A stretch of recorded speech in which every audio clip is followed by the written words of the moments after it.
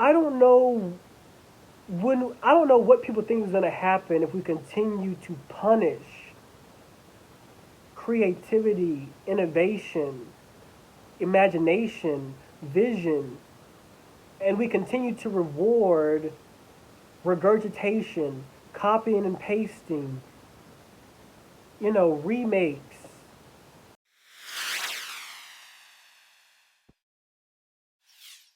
Hello, everybody, and welcome back to my channel. There's your boy Jabbar, the Akashi Cowboy. Today, I do want to do a review of Zack Snyder's Justice League. It actually kind of surprises me how many people don't know the backstory to how we even get a Snyder cut in the first place, or even what a Snyder cut is.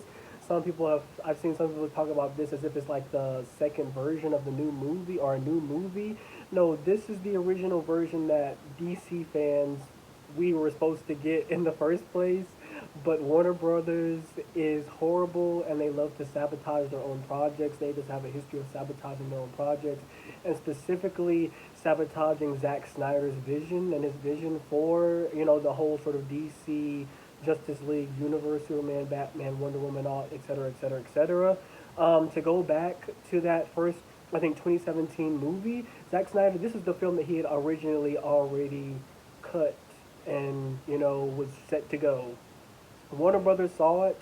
Apparently, they did not like it, and they wanted him to change things. They originally just sort of threw him off the project, and they got Joss Whedon from Marvel instead to come and replace him. And it was a whole big thing. Like, it was a very messy sort of transition. Like, they tried to put it out as if Zack Snyder had handpicked Joss Whedon to come in and replace him when that wasn't true. They also used the excuse that he was leaving because his daughter, which if you made it through the entire movie, you see is like in tribute for Autumn or something like that.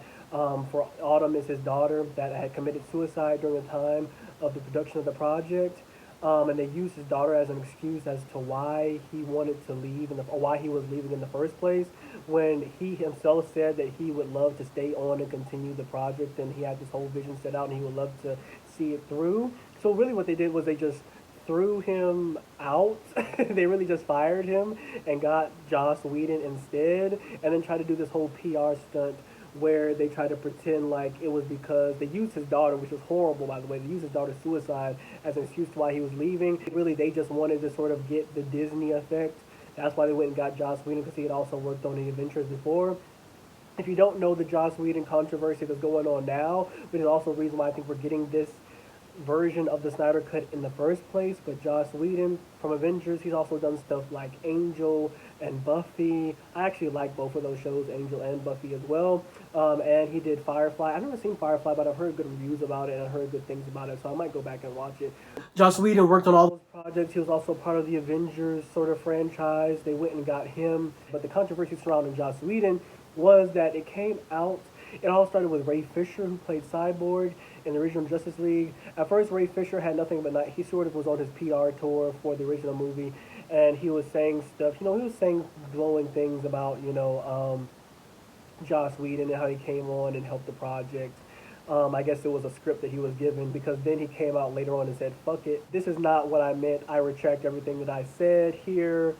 This is some bullshit. Joss Whedon is fucking racist, sexist, he's abusive," sort of unraveled everything. So then we had like Charisma Carpenter come out from Buffy, and the entire Buffy cast came out and said, yeah, he's pretty horrible person and abusive to work with.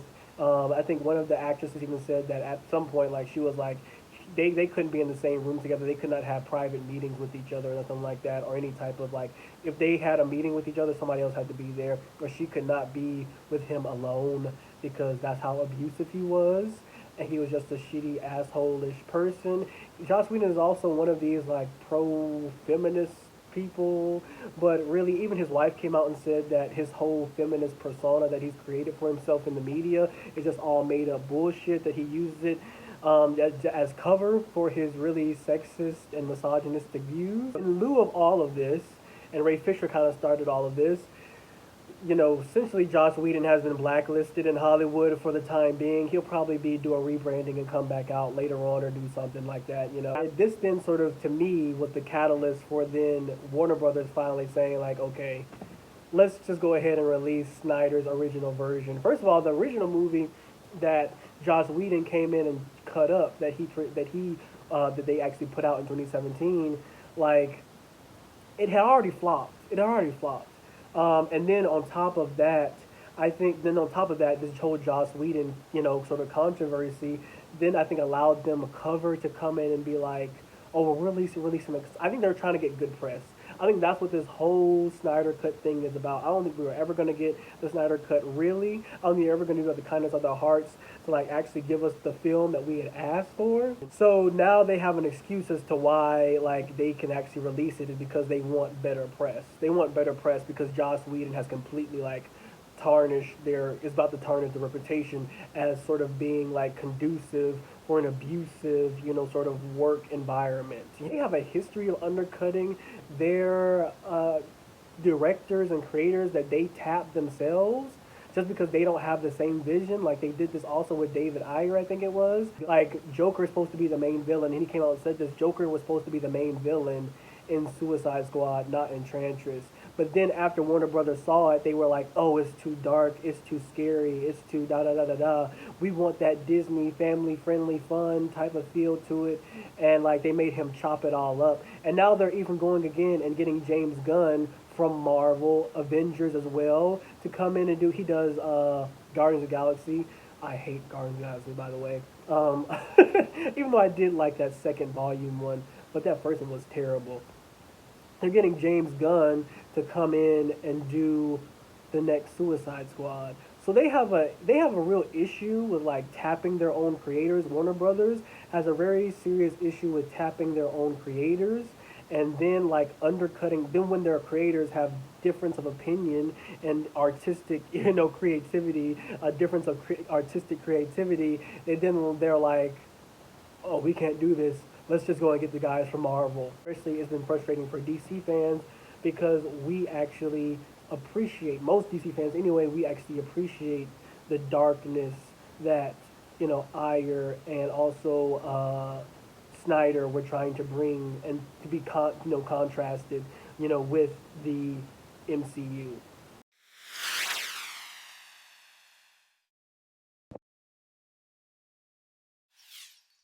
But I want to go ahead and talk about some of the themes that I'm seeing Snyder working with within this film. The first being film noir, and also the other one being Gothic themes that he's putting into this as well. The culmination of those two things working together really well. So, film noir, if you don't know, is a genre of filmmaking in which it sort of deals with themes of like pessimism, fatalism, and also like this idea of menacing, like a menacing aesthetic. And you can sort of see that all throughout the entire film, like this very menacing aesthetic, this very sort of gloom and doom aesthetic that he's put over this dark tone, which is in direct contrast to Joss Whedon's red filter that he puts over the entire film, like and the two characters I feel like this really helped the dark tone versus the red filter. Like when Joss Whedon puts that red filter over Superman and also Steppenwolf, it just looks terrible. Like the terrible CGI on Henry Cavill's face, the terrible like red filter over Steppenwolf. They just look silly. They just look stupid. It just looks digitized so much. It doesn't really look real. It doesn't really look pleasing to the eye. Versus when Snyder puts this very dark filter over them, they look better. They just look 10 times better than they did in the 2017 Joss Whedon version of this film. They look more menacing. They look more gloom and doom, and that's okay. Like I think people have a real issue with the idea of a gloom and doom Superman, but it's like I have no issue with it. It's something it's creatively different. It's aesthetically different, and I appreciate it. It's not the same Superman that we are accustomed to seeing, and that's perfectly fine with me. I love innovation and recreation and reimagining things. Also, in terms of Gothic themes usually come with like bad omens, pessimism, ancient prophecies, even death. It can surround like even budding romance, and we see this all throughout the film as well. We see sort of the ancient prophecies of these like mother boxes.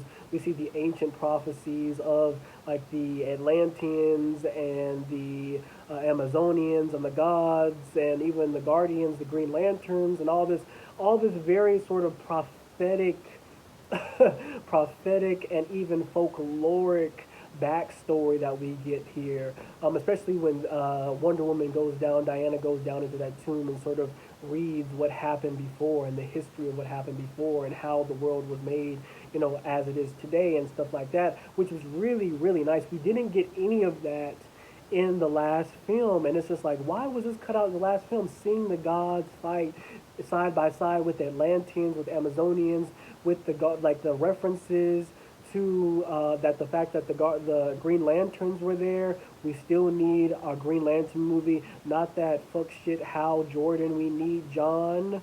We need John, Black John. Also, we get sort of this prophetic idea of these bad omens with like Batman's visions of the future apocalypse, especially with that nightmare scene, which is very, apocalyptic, gloom and doom, bad omen, sort of looking to the future and what it's going to tell us about what's going to happen, way, way down the road. A great, great, great, amazing, amazing, amazing. We get even budding romances during all of this, things going on. We get the romance with Diana and Bruce starting to sort of blossom a little bit, them flirting with each other.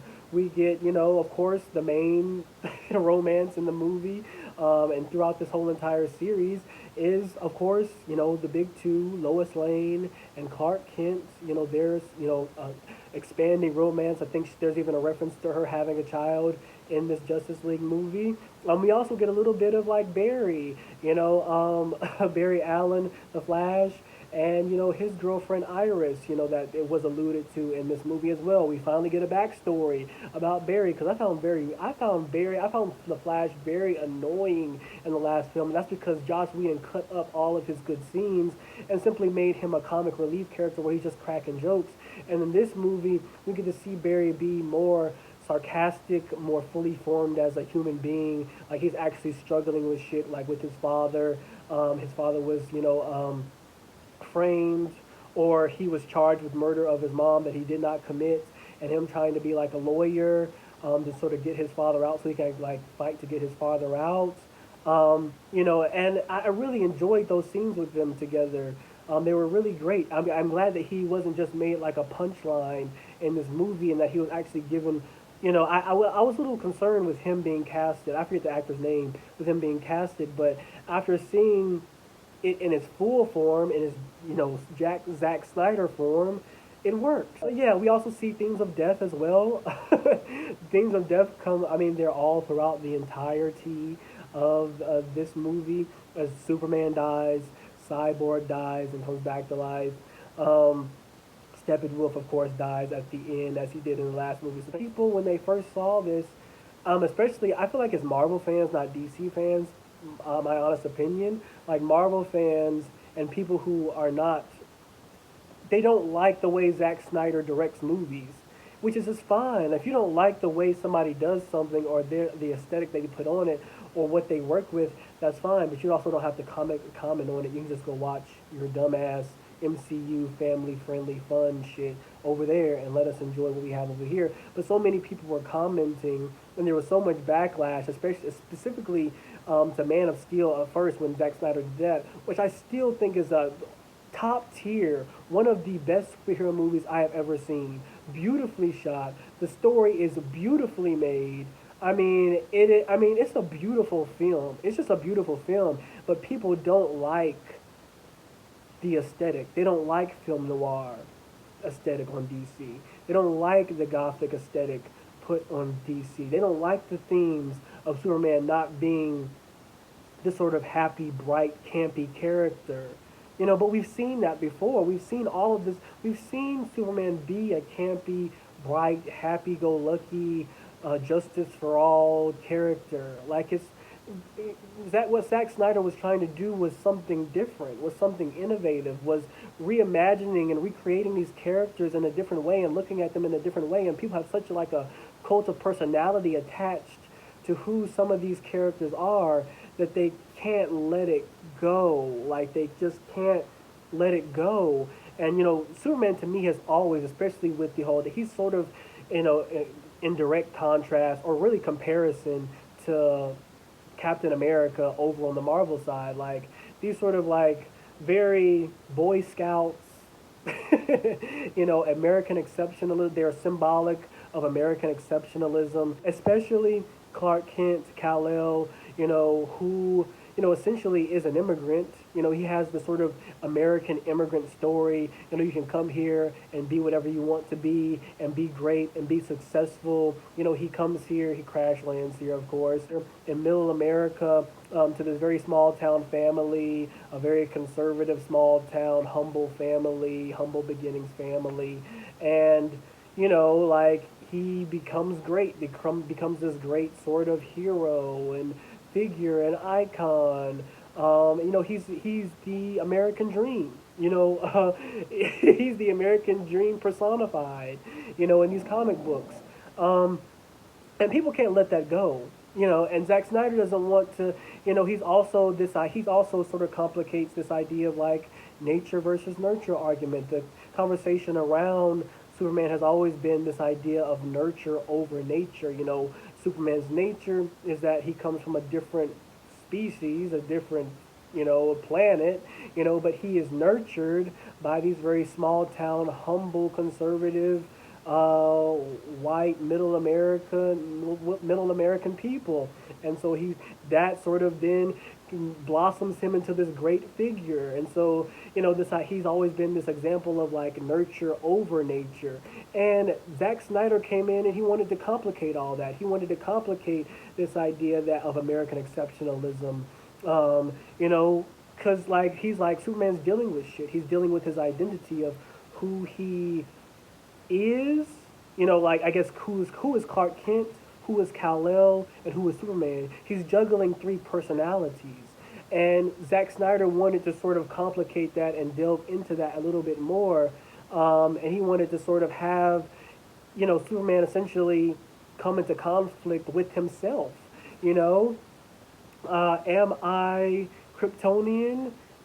I want to be Superman. I am Clark. At least now I am because of my parents, my adoptive parents. But I also am Kal-El. And like, who the fuck am I? And like, he's having this identity crisis. And Zack Snyder always wanted to play with that, and people didn't like it. So because it undercut the idea of American exceptionalism, it also complicated this idea of nurture over nature. What is going to take over, his nature or his nurture? And like Zack Snyder was like, hold the fuck up, hold up, because he still is Kryptonian. He still has a connection to this place. It's not like he just threw this all away. It's not like you can just throw where you come from away type of thing.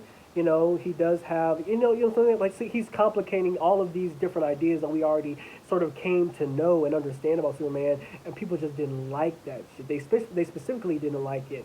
But I really loved it. I also love how it transforms, like Superman transforms, from like wearing the red cape and the blue suit to, if you remember in Man of Steel, General Zod is wearing the black suit. But then in this film, Justice League, Superman transitions after he comes back from the dead.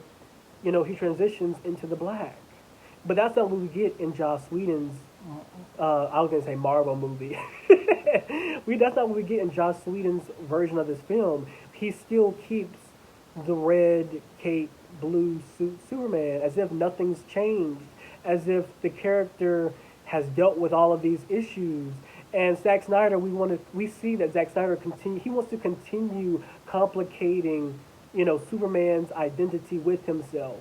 He wants to continue that complication.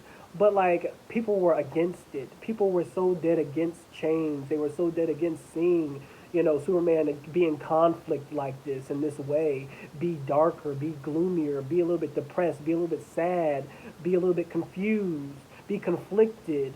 And to me, people have always sort of made this argument that, oh, he doesn't really make Superman relatable. But to me, that is relatable. Seeing somebody as powerful as Superman also have these conflicts within himself about identity.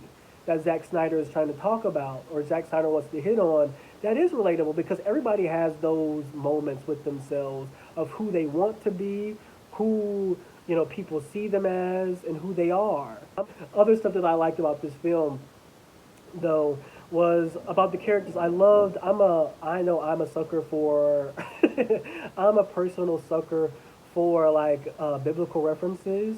There's a lot in this film, specifically in terms of Jesus Christ, and Nazareth. Also, this idea of resurrection. A lot of people have attributed the Jesus, sort of resurrection scene to Superman, but I personally saw it more so happening with Cyborg. I actually saw Nazareth. I saw Nazareth with Superman, but I saw Jesus Christ with Cyborg. And actually, in one of the scenes when we get into Cyborg's actual backstory, there the header, or the section part, the sort of section break, sort of says the Father and the Son or something like that. That's what the section break is called when we get into finally Cyborg's backstory, which was cut out of the original movie, which was cut out of the original movie in Joss Whedon's version. We actually get like the Father and the Son, and it's almost like when we get this backstory of like how the Father, sort of brought his Son back to life. It's very much giving me God, Jesus, and also the talks that they have with each other is very like God. It's a much more darker like Christ and God story than we're used to, right? So like, in the Bible we have a Christ and a God that speak to one another, who like, God has sent his Son down to sort of save humankind and human beings. And the same thing is happening here a little bit as well with Cyborg and his father. And like his father, Cyborg's father, is telling him essentially like, you're meant to do great things. You can do great things with this technology that I've given you. You can save humanity. You can save the world. You can change people's lives. It's very much giving me like Cyborg is the Christ-like character who is meant to save everybody. And actually, he's the most consequential part of this entire team structure, because without Cyborg, there's really no way that they can save the world, because he's the only one that can operate the mother boxes. So it's very interesting that Zack Snyder put him as sort of the Christ-like figure. I know people have said like it's Superman, and I know that Superman before has been sort of made into this Christ-like figure, but I didn't see that happening here in Zack Snyder's film. I think that he's more representative of a Nazareth figure, and going deep into this idea of like, what if Nazareth came back, messed the fuck up? Because we see like Cyborg is the one who brings, Cyborg, who I already said was like the Christ-like figure, then goes, and what does he do? He resurrects,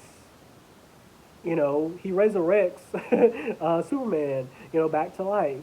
But he comes back darker, he comes back changed.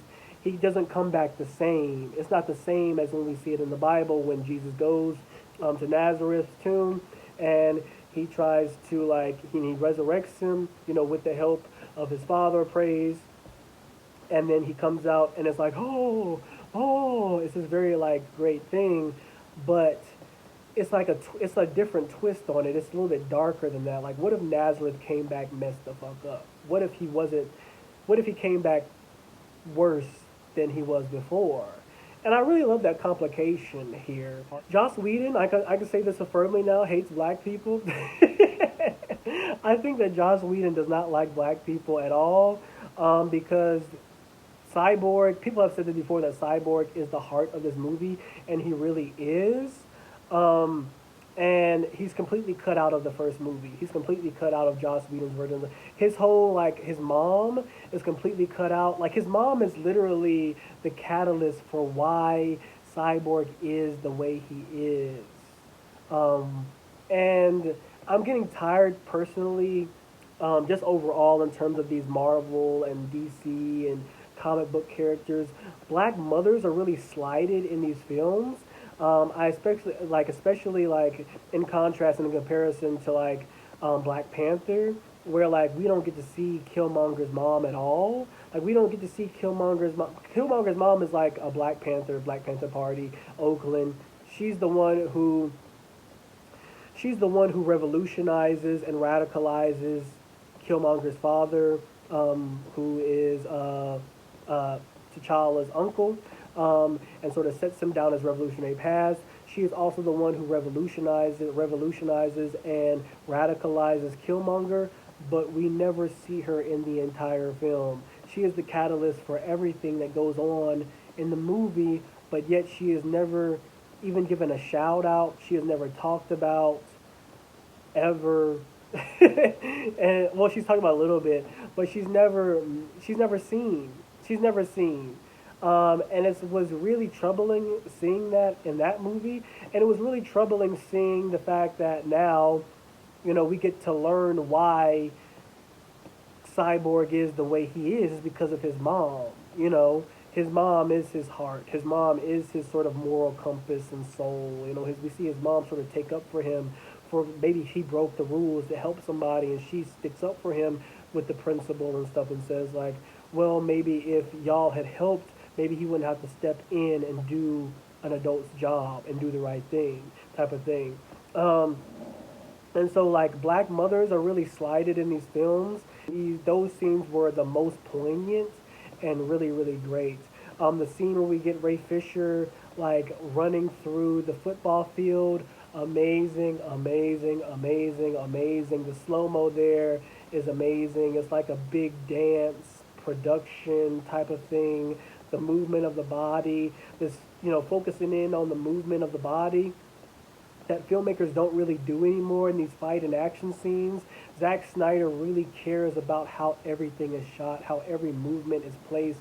He really cares about the intricacies of like these fight and action scenes. I also really enjoyed in this film the fact that people always say that they don't like Ben Affleck's Batman, and really they have an issue with every character being dark and gloom. People have had an issue with Cyborg being dark and gloomy, but Cyborg literally came like he was dead and then he was brought back to life, and he's also dealing with his family trauma. He loses both parents, and Cyborg to me has always represented this idea, this duality of like man and machine, and which one are you going to lean more into, and like that is always complicated throughout this film to me anyway with Cyborg, and people have had an issue saying that Ray Fisher was just one note throughout the entire film. Again, they expect Ray Fisher's character Cyborg to continuously crack jokes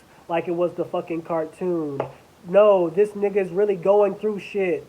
Like he can't be. I don't understand. And clearly like Ray Fisher is leaning more into like, well, he's leaning more into machine most of the movie because like he doesn't want to deal with the trauma and the hurt and the pain, not only of being the traumatic experience of being brought back to life in a very violent manner, like that whole scene where he's propped up on the fence thing that his father has him on when he's dead. He's literally half a body, it's just arms and his torso, and then he melds him with the mother box, and it's just very like it's just very like very violent moment to be brought back to life. Like this idea of being brought back to life isn't this glorious thing that Zack Snyder wants to glorify and make beautiful. He wants to like complicate it and make it like, no, this is some dark shit we're dealing with here, bringing people back from the dead and not thinking that they're gonna have serious issues. Like, and people want like Cyborg to crack some fucking joke. Why do you want this nigga to be cracking jokes?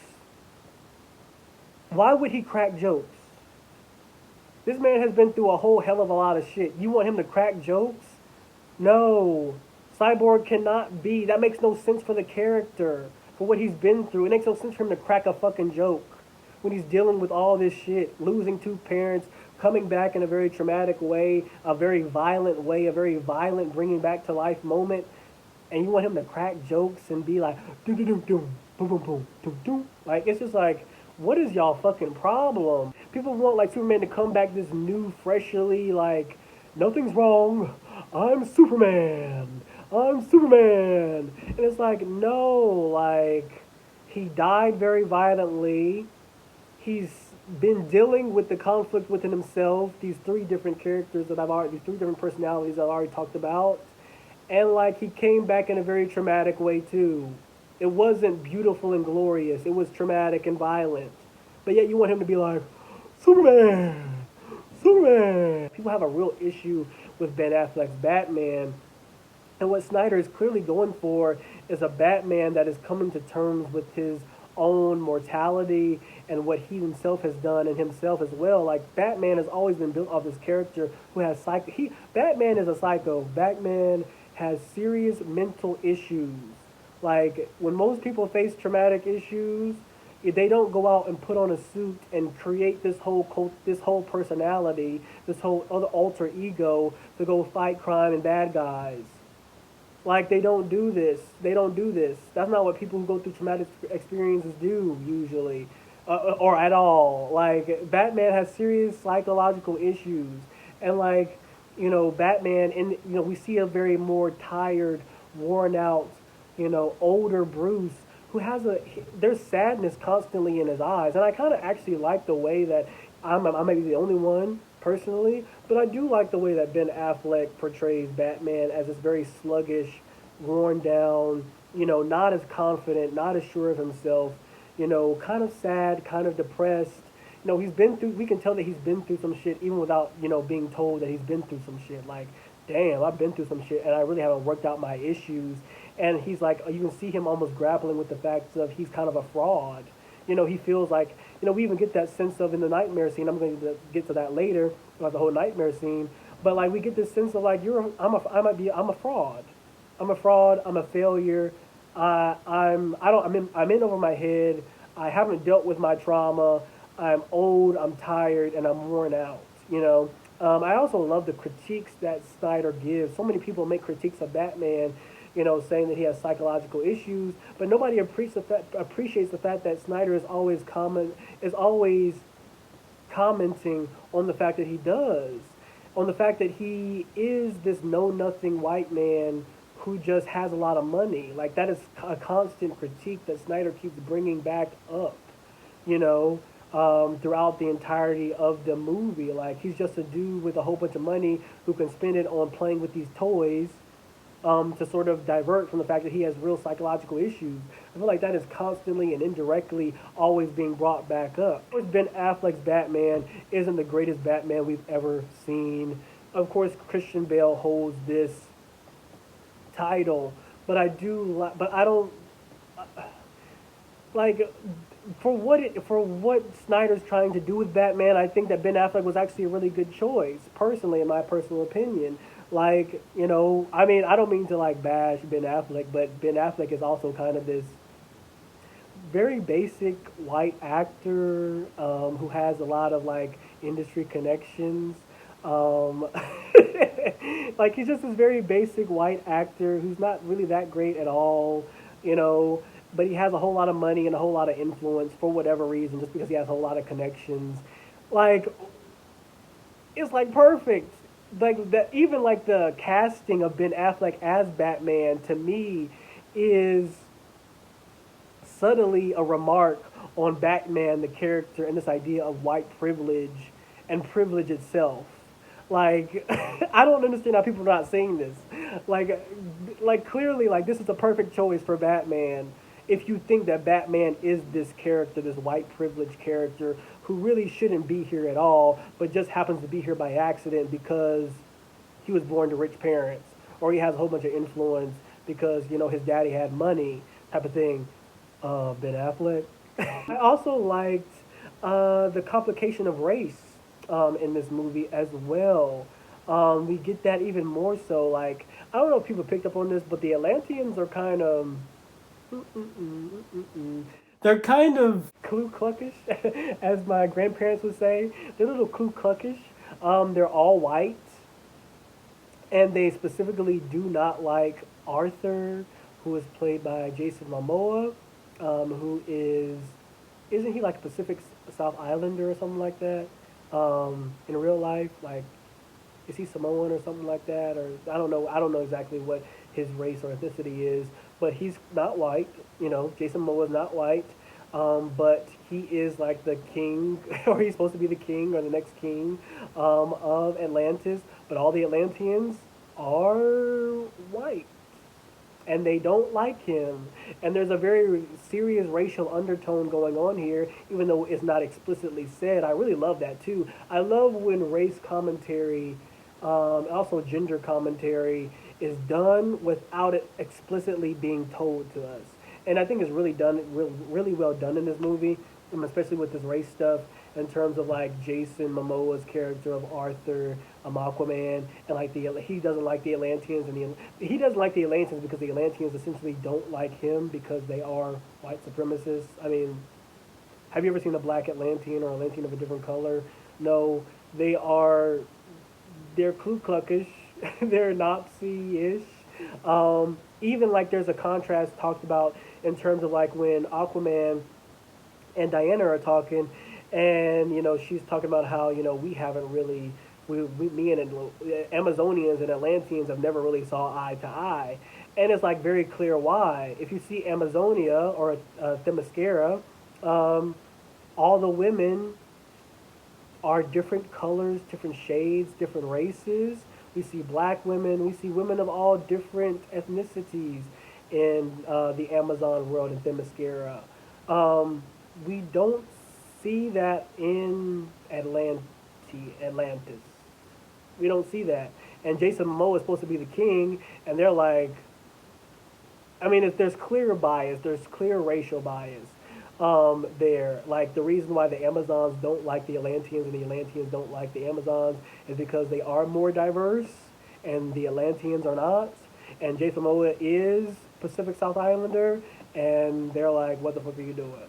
Speaking of the Amazons, they were given much better fighting scene with Steppenwolf in this movie. It was really, really great. I just love the like I think that like I don't know, in the last movie they just seem to get beat so quickly. They just seem to get beat so fucking quickly. And in this movie, it feels like they really like it show like, no, these are very powerful women. These are very like they're warriors. They've been fighting for a long ass fucking time. Like, yeah, Steppenwolf might be a little bit better, but like they're still gonna give him a run for his money, type of thing. And I just like bitch. I've also always thought, and this is another theory of mine, because if you remember, Joss Whedon's version of this movie came out 2017, but Avengers came out next. It came out afterwards.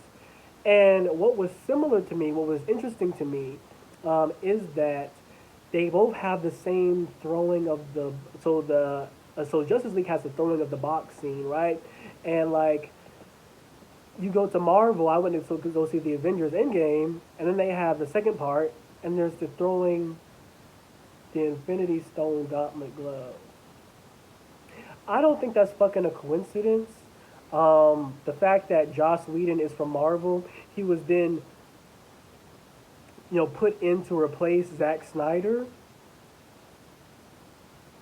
You're telling me that Joss Whedon didn't see the original version and was like, this is pretty cool. Let me just call up Disney. I'm not gonna accuse anybody of stealing, but it feels like some theft was going on. I also really love like Steppenwolf in this Zack Snyder film as well, much better than the first one, not only aesthetically, but also we get a lot more character. I know a lot of people have a lot of issues with Steppenwolf being made sympathetic because he is a colonizer, he is an imperialist, he is out here destroying worlds and committing genocide. But that scene where, essentially Darkseid's person tells him, or a little minion tells him, like, no, you owe Darkseid like 50,000 more motherfucking worlds. You ain't going home, bitch. You ain't going home. You ain't going home. And his face just drops.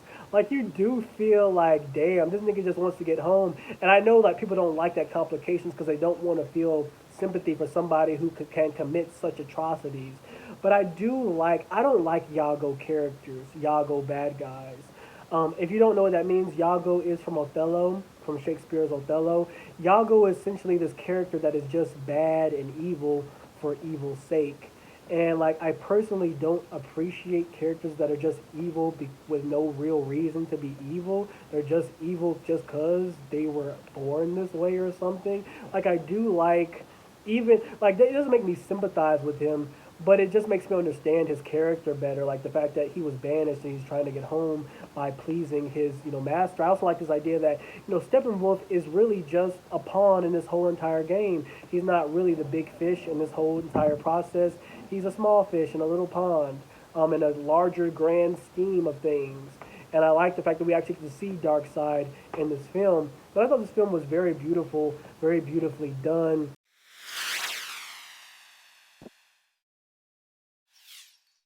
So, what's bad about this movie? The bad things about this movie, the critiques about this movie, and it's really minor. My critiques are really minor. The major one, I mean, the very minor one is essentially the slow-mo scenes. So many people have already critiqued the slow motion scenes. Like, if you cut some of these slow motion scenes out, it wouldn't be as long of a movie. But I didn't really mind it being as long of a movie because I thought it was really well paced. But the slow mo scenes, some of them are kind of silly. I don't feel like everybody deserves a slow mo scene. I don't think Wonder Woman needs a slow mo scene. Like, I just feel like some of those scenes where she's in slow mo, I'm just like, why? Like they just kind of make her look silly, especially because Gal Gadot. I'm sorry, I just don't think that Gal Gadot is that good of an actress. And so like she doesn't really know how to handle. Like she sort of overacts in those slow mo scenes, or it seems like she's like when she goes,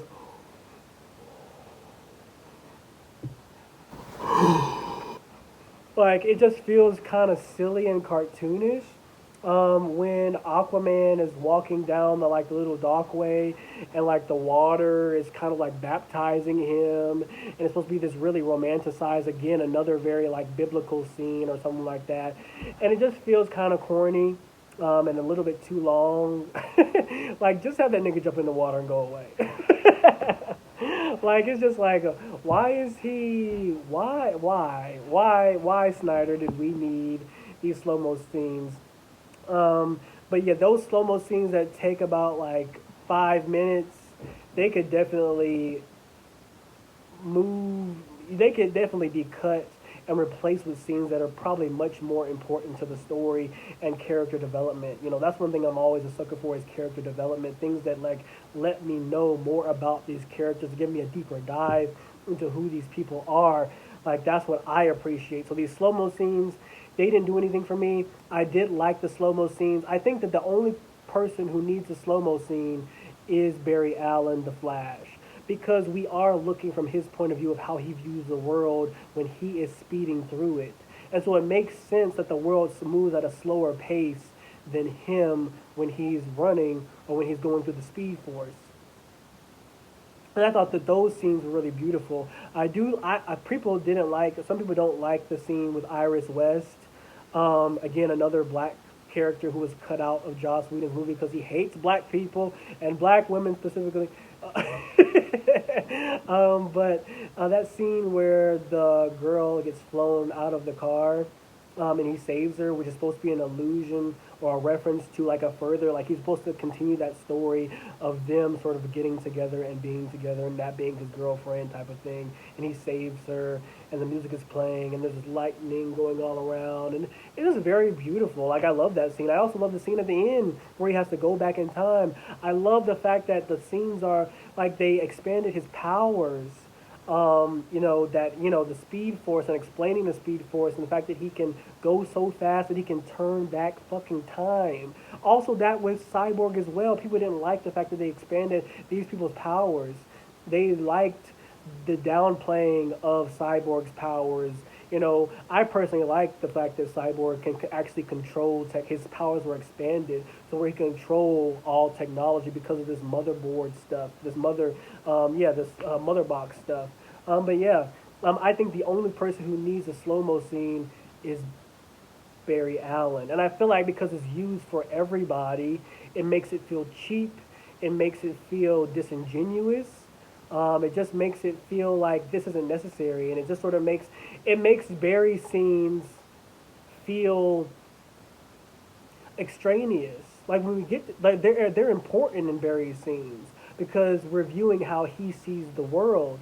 But like when you use it all, when you've used it for most of the fucking movie, for every other character, it's kind of like when you get to Barry, finally get to Barry's scene, it's just kind of like, can we hurry this up along? And that's not how it should be. Like if you remove all those slow-mo scenes out, then when we get to Barry's scenes, they're much more, they feel much more important and much more grandiose. And I feel like Snyder undercuts himself when he just uses. I understand that he's trying to create tension, like he's trying to do this thing where he creates tension within these fighting scenes, right? And he's doing that, but there's other ways that you can do that other than slow it down, you know. And I don't feel like he like really thought out like how can I show the uniqueness of everybody's fighting style versus like just put the same sort of aesthetic on everybody's fighting style. And he just sort of took the lazy way out on that one. I have to agree with people on that. Like Snyder took the lazy way out. I also agree with the critique. Even though I personally, as a DC fan, love the references and the surprise of Martian Manhunter being in this film, it did feel cheap when he puts them in here. I enjoyed it, but I'm saying that as a DC fan with a bias. If I look at it with an unbiased, objective opinion, when Martian Manhunter, who we don't know who is Martian Manhunter at the time, goes as Clark Kent's mother to talk to Lois Lane about getting back to work and like continuing on with life. That life is not over, just that Clark is gone. And then she goes out of Lois's apartment, and then we would get revealed that it is the Martian Manhunter, who was originally, if you remember, the Man of Steel, the Colonel in Man of Steel, the black guy who also is in Drumline and also is in the Blacklist. I love those shows and movies. Also was in Love and Basketball, played the daughter's father. I liked him in that too. He's been in a lot of films. I don't know his name, but I've always liked him. When they revealed that the black guy there, who was completely cut out of the movie too, another example that Joss Whedon does not like black people.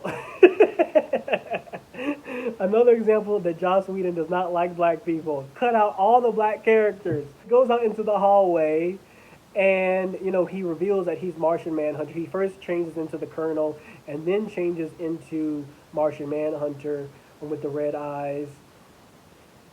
It sort of does like the emotional weight of that scene. That scene was so nice between Lois and Clark's mother, and then like it's just completely like dissipates and is crushed because it wasn't a real exchange between two people. It was an alien pretending to be somebody else.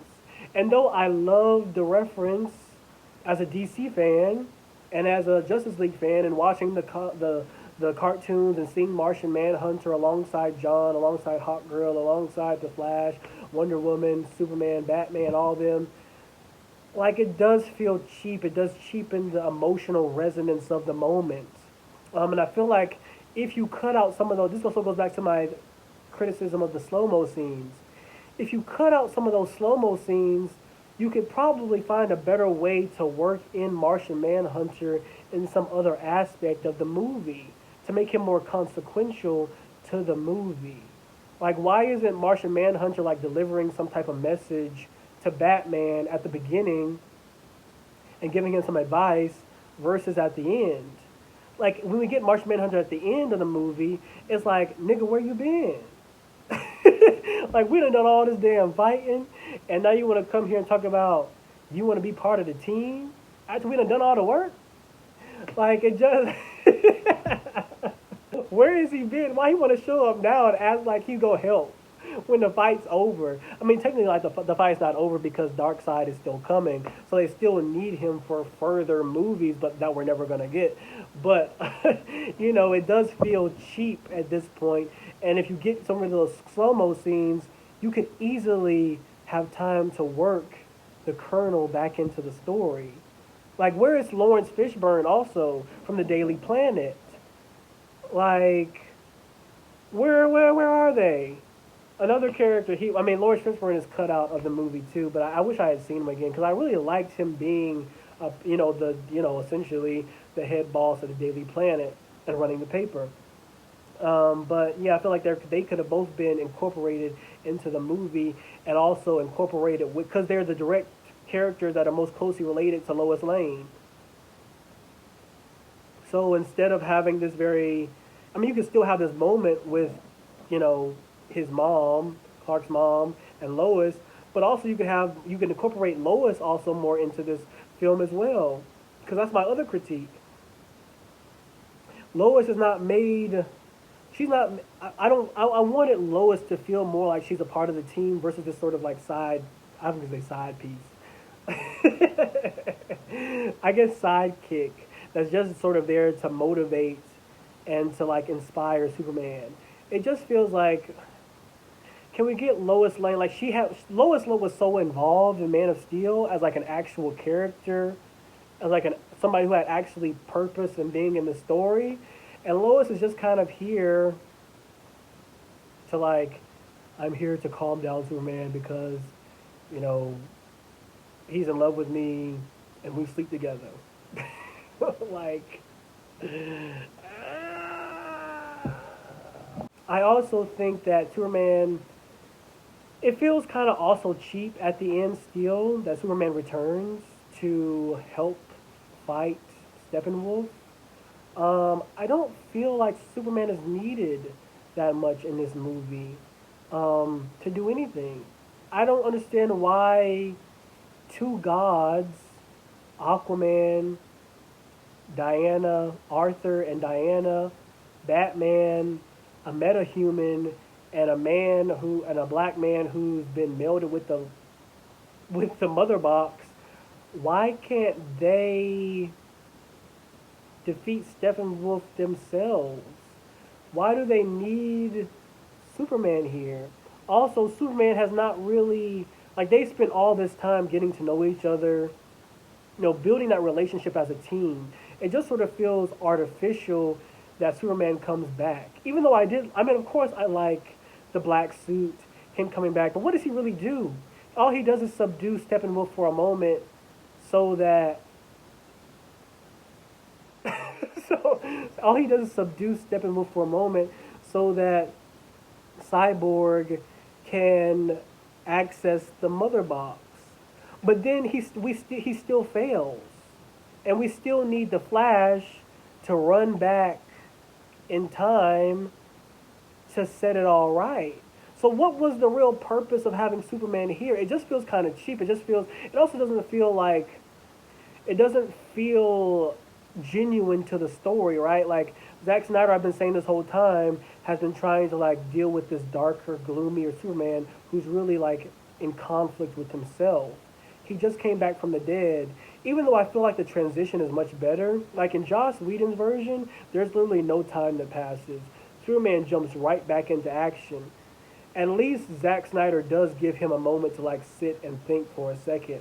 But still, even still, that doesn't feel genuine to me. He just went through this very traumatic thing of coming back to life. Have him sit this one out and meet them at the end, type of thing. Why does it need to be, and why can't these 5 people beat them themselves? I don't get it. I don't understand. It just felt like, I mean, I understand that he's trying to like, teamwork makes the dream work. Nobody can do it by themselves. Each of them is a equal part, and equally contributes to this moment and stuff like that, and is a consequential part of this group. I get it, but at the same time, I don't understand how it sort of goes along with the themes we've been talking about with Superman, and also, I think that they can handle it by themselves.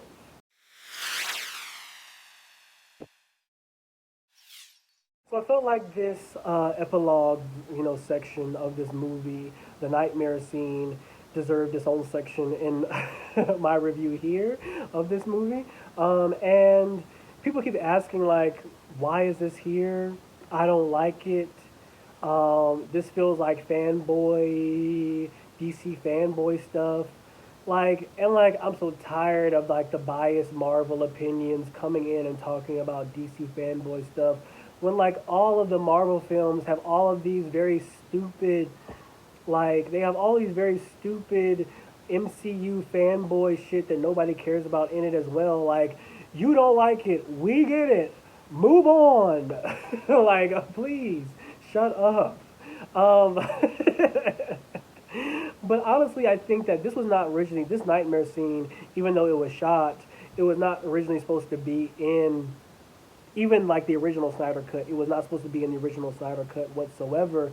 Snyder decided to put it in this final version because I feel like it's a final fuck you to like Warner Brothers and everybody who doubted his dreams and his vision for the DCU. Um, and it really is a fuck you because what we learned in this moment between Batman and um, what we learned between this moment between Batman and the Joker is a lot. We learned that Lois Lane apparently dies. We learned that Robin was supposed to have his own sort of like, moment, and he was supposed to be put in here. We were supposed to get. So we were. It feels like that movie, that part, this nightmare scene expands on like 5 years worth of films that we were supposed to get, but are now not going to get because Warner Brothers they didn't want it. They didn't want it because they were afraid that they would get backlash. They were afraid that the MCU fans wouldn't come see it. They were just afraid, and so they kept undercutting him at every point, like I've already said before, and they didn't want it. And this nightmare scene feels like, look at what you were getting ready to get. Look at what you niggas were getting ready to get, but are not going to get because I'm done with this shit. I'm through fighting for my vision to come true with this whole DCU. I didn't mean for that to rhyme, but you get the point. I loved. People said they don't like it aesthetically. I love the dream sequence of it. I love the. People say, "Oh, I hate how it goes. It's grainy and it goes in and out and in and out, and it's so dark and it's." You're a Marvel fan. To the left. You're a Marvel fan. You're a Marvel fan. Just leave. Why are you talking about this?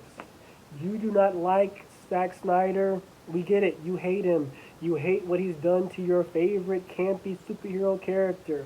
We get it. I'm so tired of you, Nick. I'm so tired. I'm so tired of the complaining about stupid stuff, about how you just don't enjoy a certain aesthetic. You have a whole MCU over here. You have a whole MCU over here. Go over there. Bye. Go. Go over there. Go watch your Disney movies. Like, please shut up. I love the grainy. Like the whole point is that it's supposed to be. It's a dream sequence, so it's supposed to be a little bit grainy. You don't. Nobody actually remembers. Like, dreams can be very like grainy and sometimes incoherent, and they can. You lose focus within a dream. Sometimes things aren't as clear. Faces aren't as clear. Things aren't as clear. I love that sort of film cinematography, cinematic sort of aesthetic of this whole thing that is in direct contrast to the rest of the movie, which is very clear and very clean cut. And so I love that. I loved Jared Leto's Joker. I love the exchange that they have.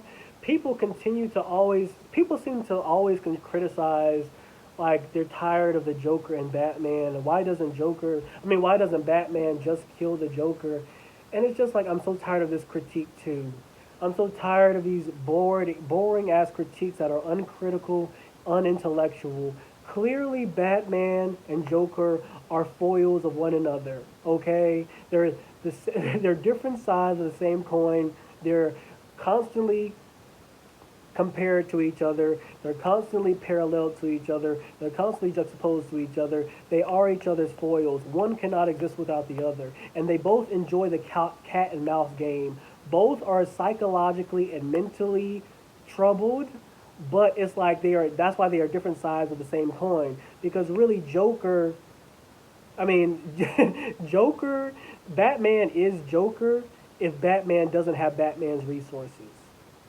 They enjoy the psychological game that they play with each other because they are the same person. That is the whole point as to why Batman doesn't never kill Joker, because it's hard to kill the reflection of your fucking self. I don't understand why people don't understand this. Stop saying shit like, Oh my goodness, why doesn't he just kill him? You don't understand these characters. You don't understand these characters. You don't understand what Zack Snyder is clearly trying to point out about these characters. One cannot exist without the other. They enjoy the psychological mind games and mind fucks that they play with each other. They enjoy this. Batman enjoys this. He is mentally troubled. He is just as mentally troubled as the Joker, but he has a whole bunch of resources where he can cover the shit up. Joker does not. So he's just psychotic and chaotic. They're the same person. That is what is holding these two characters together. And that's why it's so important for Joker to constantly call Batman out on his bullshit, because Batman will not do it himself. Batman will not go to a therapist. I love all the little Easter eggs that they gave us. You know, I'm not going to get too much into conspiracy theories of what I think might happen or what have happened or what he was thinking about. We can all sit here and go on and go on and go on all day long, but the truth is we'll never fully know.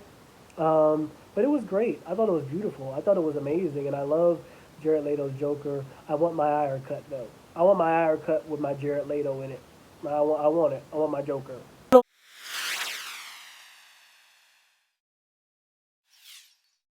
Every bit of that 4 hours was worth it, even with the minor, things that I didn't like about it. Like, it was still like, this is one of the best films I've ever seen. Like, best superhero films I've ever seen. My final thoughts are pretty much just that people have a serious issue with Snyder. Like, people really beat this man the fuck down just because he had a difference of a fucking opinion and creative imagination about how these characters are. Like, people really beat this man down. For what? Because he didn't regurgitate some shit to you? People have a real issue. I don't know what people think is going to happen if we continue to punish creativity, innovation, imagination, vision, and we continue to reward regurgitation, copying and pasting, remakes, nostalgia. Just give me the same. Give me the same old. Push that orgasmic nostalgia button. Just push that orgasmic nostalgia button. Don't give me anything different. I don't know what people expect to gain from just getting this. People are gonna get bored. They won't admit it right now, but people are going to get bored. Changing and looking at the characters differently. Like, that's the whole reason why we had different artists even in comic books. Like, they had different origin stories.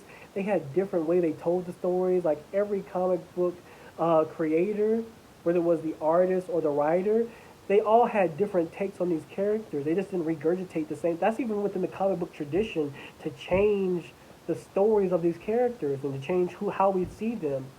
So, like, for people to get mad at Zack Snyder for not sticking to the source material, it's just like, huh?